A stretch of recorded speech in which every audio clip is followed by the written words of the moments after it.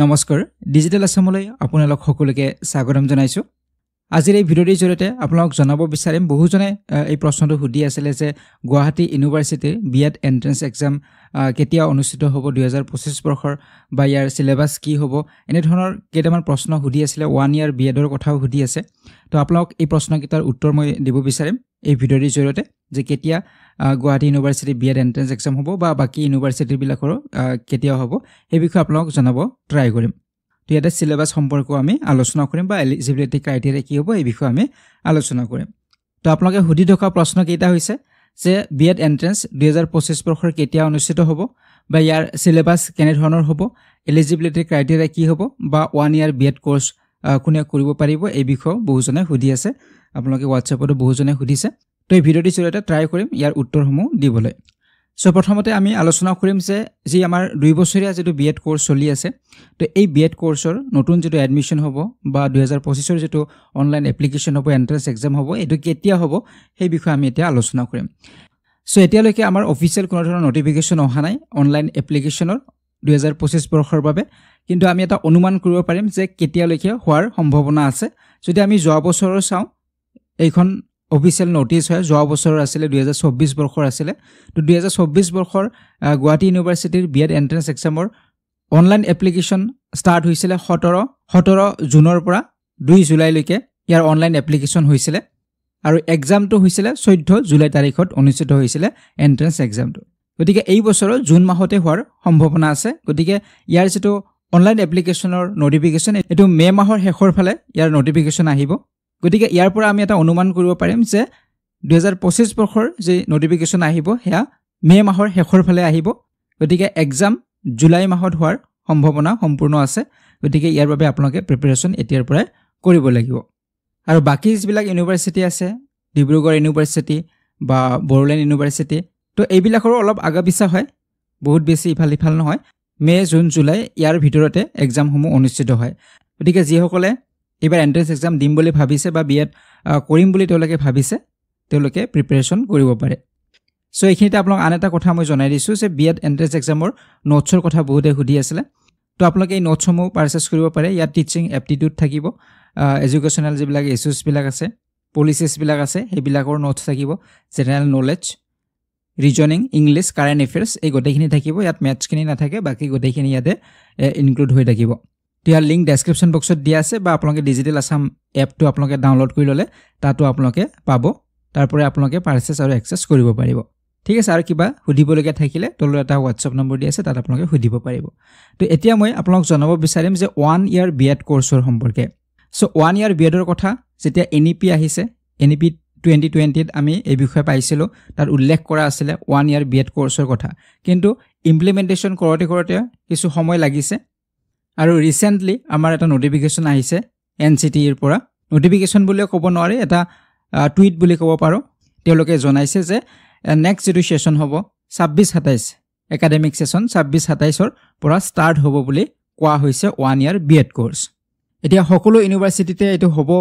নে ইনিশিয়ালি কিছু ইউনিভাৰ্চিটিত হ'ব হেতু এতিয়ালৈকে স্পষ্ট হোৱা নাই কিন্তু এই 1 ইয়াৰ বিএড কোৰ্স অতি সোনকালে আহিব যিসকলে এলিজিবিলিটি ক্ৰাইটেৰিয়াখিনি ফুলফিল কৰিব তেওঁলোকে ইয়াৰ সুবিধাখিনি ল'ব পাৰিব এতিয়া কোনে ল'ব পাৰিব 1 ইয়াৰ বিএড কোৰ্স তো যিসকলে 4 ইয়াৰ আন্ডাৰ গ্ৰেজুৱেট ডিগ্ৰী প্ৰগ্ৰাম কৰিছে 4 বছৰীয়া যিবিলাকে গ্ৰেজুৱেচনৰ ডিগ্ৰী কৰিছে তেওঁলোকে পাৰিব কাৰণ বৰ্তমান আমি যদি চাও 4 বছৰৰ ডিগ্ৰী কোৰ্স আছে ইন্টিগ্ৰেটেড কোৰ্স বুলি কোৱা হয় তো সেই ইন্টিগ্ৰেটেড কোৰ্স 4 বছৰৰ যিসকলে কৰিছে তেওঁলোকে 1 ইয়াৰৰ বিএড প্ৰগ্ৰামৰ বাবে এলিজিবল হ'ব গতিকে আগৰ যেনেদৰে 3 বছৰীয়া আছিল তেওঁলোক এলিজিবল নহব কিন্তু তেওঁলোকো এলিজিবল হ'ব যদি তেওঁলোকে পিজি কৰিছে পোষ্ট গ্ৰেজুৱেচন যদি কৰিছে মাষ্টাৰ্স ডিগ্ৰী তেওঁলোকৰ আছে তেতিয়াও তেওঁলোকে 1 ইয়াৰ বিএড কোৰ্স কৰিব পাৰিব গতিকে দুটা কন্ডিশন আছে এটা হৈছে যদি আপুনি অনলি গ্ৰেজুৱেচন কৰিছে কিন্তু গ্ৰেজুৱেচনটো আপোনাৰ 4 ইয়াৰ্স হ'ব লাগিব 4 বছৰীয়া ডিগ্ৰী কোৰ্স হ'ব লাগিব তেতিয়া আপুনি 1 ইয়াৰৰ বিএড কোৰ্স কৰিব পাৰিব আৰু যদি আপোনাৰ 3 বছৰীয়া গ্ৰেজুৱেচন কোৰ্স আপুনি কৰিছিল ডিগ্ৰী আছে কিন্তু আপুনি পিজি কৰিছে মাষ্টাৰ্স কৰিছে তেতিয়া হলে আপুনি পাৰিব এলিজিবল হ'ব 1 ইয়াৰ বিএড কোৰ্সৰ বাবে গতিকে এই দুটাৰ ভিতৰত যিকোনো এটা ক্ৰাইটেৰিয়া আপুনি যদি ফুলফিল কৰে আপুনি এলিজিবল হ'ব এই কোৰ্সৰ বাবে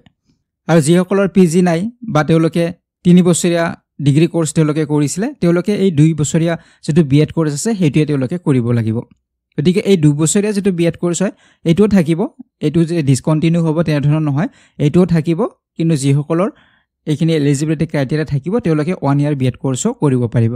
ঠিক আছে বাকি ইয়াৰ ডিটেইলছ পৰৱৰ্তী সময়ত আহিব কেনে ধৰণৰ কি হ'ব বা ইয়াৰ কোৰ্স সম্পৰ্কে কি থাকিব সিলেবাস সম্পৰ্কে এইবিলাক পৰৱৰ্তী সময়ত আমি জানিব পাৰিম ঠিক আছে তো এতিয়া আমি আলোচনা কৰিম আমাৰ যে 2 ইয়াৰ্স বিএড কোৰ্স গুৱাহাটী ইউনিভাৰ্সিটিৰ এই কোৰ্সৰ কি এলিজিবিলিটি ক্ৰাইটেৰিয়া হেখিনি আমি এতিয়া আলোচনা কৰিম তো যেটোৰ বিষয়ে আমি আলোচনা কৰি আছো 2025 বৰ্ষৰ বিএড এন্ট্ৰেন্স এক্সামৰ বিষয় 2 বছৰীয়া তো সেই বিষয়ে এতিয়া আমি আলোচনা কৰিম ইয়াৰ এলিজিবিলিটি ক্ৰাইটেৰিয়া কি হ'ব তো এই এন্ট্ৰেন্সত আপুনি এপিয়াৰ হ'ব লাগিলে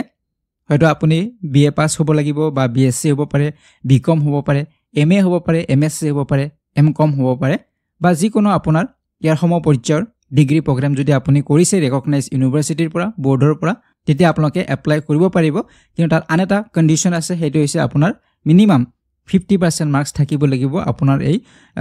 ডিগ্ৰী কোৰ্স হক বা পিজি কোৰ্স হক যিকোনো এটাত আপোনাৰ 50% মাৰ্কস থাকিব লাগিব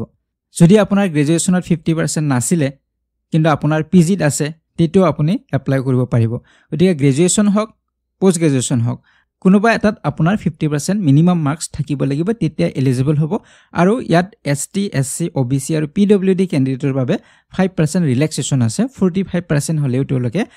এলিজিবল হ'ব তেওঁলোকে এপ্লাই কৰিব পাৰিব এসসি এসটি ওবিসি আৰু পিডব্লিউডি ক্যান্ডিডেট সকলে ঠিক আছে তো এটো সিম্পল হয় বাকি আনৰিজাৰ্ভ বিলাকৰ বাবে 50% মিনিমাম তেওঁলোকৰ থাকিব লাগিব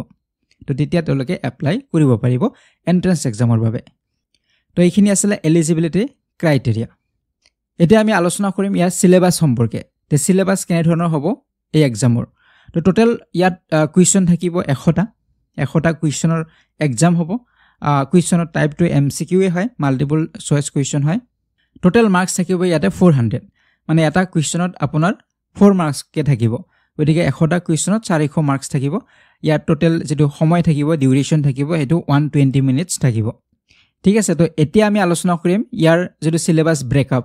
যে 400 যি নম্বৰ থাকিব বা 100টা যি কুৱেশ্চন থাকিব কোনটো সেকশনৰ পৰা কিমানটা কুৱেশ্চন থাকিব বা কিমান মাৰ্কস থাকিব সেই বিষয়ে এতিয়া আমি আলোচনা কৰিম যে প্ৰথম সেকশন এ থাকিব সেকশন এ 120 নম্বৰ থাকিব সেকশন এ থাকিব 120 নম্বৰ জেনাৰেল ইংলিশ থাকিব জেনাৰেল ইংলিশ সেকশন এ থাকিব আৰু জেনাৰেল ইংলিশৰ ভিতৰত ভোকেবুলাৰি থাকিব ভোকেবুলাৰি বুলি ক'লে ইয়াত সিনোনিমছ এন্টোনিমছ এইবিলাক থাকিবই তাৰ পিছত টেন্স থাকিব ভয়েস থাকিব নেৰেশন প্ৰিপজিশন কাৰেকশন অফ সেন্টেন্সেস কিছুমান সেন্টেন্স দিব ভুল দিব এইবিলাক কাৰেক্ট কোনটো হয় এটো ক'ব লাগিব আৰু কম্প্ৰিহেনশন থাকিব এটা প্যাৰাগ্ৰাফ থাকিব তাৰ পৰা কেইটামান প্ৰশ্ন তো এইখিনি থাকিব সেকশন এ ইংলিশৰ পৰা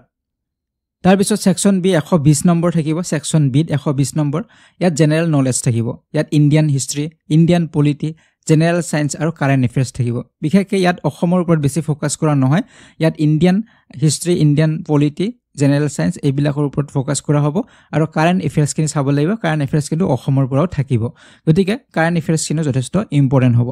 বাকি আপোনাৰ থাকিল সেকশন সিট 120 নম্বৰ ইয়াত টেষ্ট অফ ৰিজনিং খিনি আপুনি জানিব লাগিব আৰু নিউমেৰিকেল এবিলিটি কিছু ম্যাথমেটিক্যাল থাকিব সিম্পল কিন্তু ৰিজনিং খিনি আপুনি জানিব লাগিব আৰু ৰিজনিং বুলি ক'লে কেনে ধৰণৰ ৰিজনিং থাকিব ইয়াত এলফাবেটিক্যাল সিৰিজ থাকিব এনালজি থাকিব ব্লাড ৰিলেশন থাকিব কোডিং ডিকোডিং থাকিব cube dice figure series missing number থাকিব পাৰে অড ওয়ান আউট থাকিব পাৰে সিটিং এৰেঞ্জমেন্ট থাকিব পাৰে ভেন ডায়াগ্ৰাম থাকিব তো এনে ধৰণৰ যিবিলাক ৰিজনিং আছে সেইবিলাক আপোনালোকে চাব লাগিব তো গোটেইবিলাক নোটছত দিয়া আছে ৰিজনিংৰ বা জেনাৰেল নলেজৰ গোটেইখিনি দিয়া আছে কাৰেন্ট এফেয়াৰ্স কিনো ইয়াত এড কৰা আছে নোটছত তো বাকি থাকিল সেকশন ডি থাকিল সেকশন ডিত 40 মাৰ্কস থাকিব আৰু এইখিনি থাকিব কাৰেন্ট ইন্ডিয়ান এডুকেশন বা যিবিলাক ইস্যুজ বা পলিসি আছে সেইবিলাকৰ ওপৰত থাকিব যেনে এনইপি 2020 ওপৰত থাকিব universalisation of elementary education right to education Sarva Shiksha অভিযান সেকেন্ডাৰী এডুকেশন ৰাষ্ট্ৰীয় মাধ্যমিক শিক্ষা অভিযান তো এনে ধৰণৰ আৰু আছে যদিও সিলেবাসত একেইটাই দিয়া আছে আপোনালোকে আৰু চাব লাগিব নিপুণ ভাৰত চাব লাগিব এমডিএম ৰ বিষয়ে জানিব লাগিব এফএলএন ৰ বিষয়ে জানিব লাগিব তো এনে ধৰণৰ যিবিলাক আমাৰ কাৰেন্ট যিবিলাক আমাৰ ইস্যুজ বিলাক আছে এই ইস্যুজ বিলাকৰ বিষয়ে আপোনালোকে চাব লাগিব জানিব লাগিব বহু কেইটা আছে তো এইবিলাকৰ বিষয়ে জানিব লাগিব তো ইয়াৰ উপৰি যদি ইয়াত সিলেবাসত নাই টিচিং এপ্টিটিউড খিনিও আপোনালোকে জানিব লাগিব টিচিং এপ্টিটিউডৰ ওপৰত কুৱেশ্চন কিছুমান খুধে বা বেলেগ ইউনিভাৰ্চিটি যদি আপুনি দিয়ে বিউ দিয়ে বড়োলেণ্ড ইউনিভাৰ্চিটি বা ডিব্ৰুগড় ইউনিভাৰ্চিটি তো তেতিয়া আপোনালোকৰ টিচিং এপ্টিটিউডখিনি লাগিবই গতিকে এই গোটেইবিলাকেই চাব লাগিব কাৰণ চিলেবাছত থকা বস্তুখিনিতো চাবই লাগিব তাৰ উপৰিও আপোনালোকে এডিশ্যনেল কিছু চাব লাগিব টিচিঙৰ লগত জড়িত বা টিচিং এপ্টিটিউডখিনি আপুনি জানিব লাগিব ঠিক আছে তো এইখিনি আছিলে ডিটেইল যিখিনি চিলেবাছ আছিলে আৰু বাকী ইউনিভাৰ্চিটিবিলাকৰো চিলেবাছ প্ৰায় সিমিলাৰ হয় অলপ ইফাল থাকে কিন্তু মেইনলি আপোনালোকে এইখিনি বস্তু চাবই লাগিব জানিবই লাগিব তো যিহেতু এন্ট্ৰেন্স এক্সাম হয় বহুত বেছি যে হাৰ্ড হয় তেনেধৰণৰ নহয় বহুত বেছি ইজি হ'ব তেনেধৰণৰ নহয় মডাৰেট হ'ব গতিকে আপোনালোকে অলপ প্ৰিপাৰেশ্যন কৰিলে সিট পোৱাৰ সম্ভাৱনা থাকিব যেহেতু বৰ্তমান সময়ত কেণ্ডিডেট বহুত বেছি গতিকে সেইটো কাৰণে অলপ প্ৰিপাৰেশ্যন থাকিলে আপোনালোকে পাৰিব ঠিক আছে তো আজিৰ এই ভিডিঅ'টি ইমানখিনি আছিলে পৰৱৰ্তী সময়ত কিবা ইনফৰমেশ্যন থাকিলে বা নটিফিকেশ্যন আহিলে নিশ্চয় আপোনাক জনাবলৈ ট্ৰাই কৰিম আৰু ইয়াৰ সম্পৰ্কে প্ৰিপাৰেশ্যনৰ কিছু ভিডিঅ' বনাবলৈ মই ট্ৰাই কৰিম গতিকে পৰৱৰ্তী ভিডিঅ'ত আপোনাক পুনৰবাৰ লগ পোৱাৰ আশাৰে ভিডিঅ'টিৰ পৰা বিদায় ল'ব বিচাৰিছোঁ ধন্যবাদ